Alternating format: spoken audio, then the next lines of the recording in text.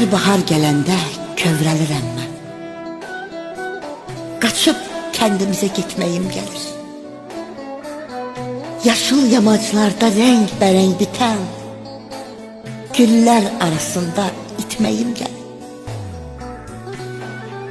Ensiz cığırlarda yıxılım, durum. Toz torpağı üst başıma bulaşsın. Otları yollardan əlimlə yolum, sarmaşıqlar ayağıma dolaşsın. Çadır qurub evimizin yerində, bircə gecə qonaq qalım vətəndə. Dərim it burnunu, kəkli yotunu, çay dəmliyim, süfrə salım vətəndə. At çapıb yaylağa çıxım vətəndə. Əsən yerlər tumarlasın telimi, gül çiçək